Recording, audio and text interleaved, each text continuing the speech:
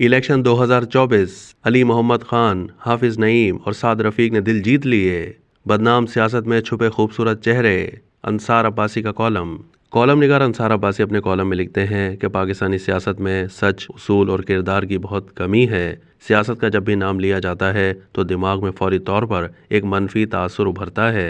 अक्सर जब किसी को झूठ नहीं बल्कि सीधी और सही बात करने के लिए कहना मकसद होता है तो उसे कहा जाता है कि मुझसे सियासत ना करो, सीधी और सच्ची बात करो। हमारे यहाँ सियासत बहुत बदनाम हो चुकी है और इसमें सियासतदानों का अपना बहुत बड़ा किरदार है।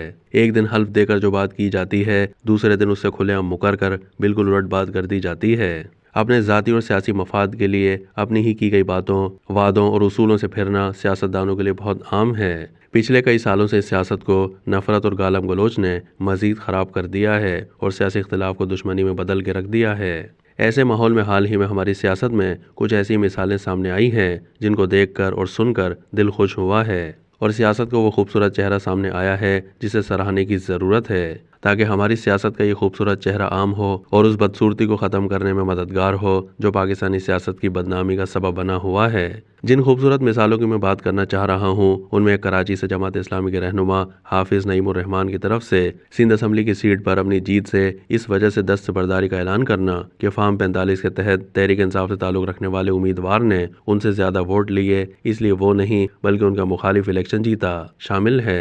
उन्होंने इलेक्शन कमीशन के अपने हक में फैसले को रद्द करते हुए कहा है कि वो खैरात में असम्बली सीट नहीं लेना चाहते। मुबैना तौर पर न जाने कितने हारे हुओं को जितवाया गया, लेकिन पूरे पाकिस्तान में सिर्फ हाफिज नईमुर रहमान ही वो वाहिद फ़र्द हैं जिन्होंने झूठ की बुनियाद पर जीत को कबूल करने से इनकार करके बेहतरीन किरदार का मुजाहरा किया।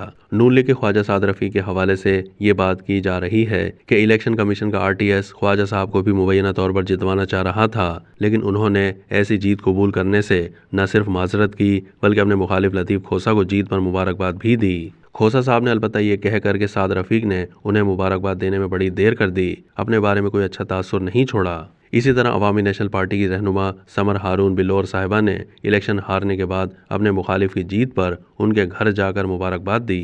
तहरीक इंसाफ के रहनुमा और साबिक वज़ीर मुमलिकत अली मोहम्मद खान ने इलेक्शन में कामयाबी के बाद जो बयान दिया वो भी इंतहाई काबिल तारीफ़ है। सोशल मीडिया के जरिए दिए गए अपने बयान में अली मोहम्मद खान ने अपने मुकाबले में इलेक्शन लड़ने वाले एक एक उम्मीदवार का एहतराम के साथ नाम लिखकर कहा कि इलेक्शन हो गया है, एक जमहूरी अमल मुकम्मल हो चुका है। जहां तहरीक इंसाफ के लोगों का शुक्रगुजार हूं, वहीं अपने मद्दे मुकाबिल उम्मीदवारों को बताना चाहता हूं कि वो सब मेरे लिए काबिल एहतराम हैं और मेरे भाई हैं। ये मेरी नहीं बल्कि उन सब की जीत है और मेरी तरफ से इलाके की तरक्की के लिए हमेशा उनकी तरफ ताउन और दोस्ती का हाथ बढ़ेगा। इसके साथ साथ अली मोहम्मद खान ने मुखालिफ सियासी जमातों के वोटर्स और सपोर्टर्स को मुखातिब करते हुए कहा है कि वो सब मेरे लिए छोटे भाइयों जैसे हैं और इलाके की तरक्की में हमेशा उनकी राय को कदर की निगाह से देखूंगा। उन्होंने ये भी कहा कि दूसरी सियासी जमातों के वोटर्स और सपोर्टर्स किसी भी काम के लिए मुझसे राब्ता कर सकते हैं। मेरे हुजरे और मेरे दिल के दरवाजे सबके लिए हमेशा खुले रहेंगे।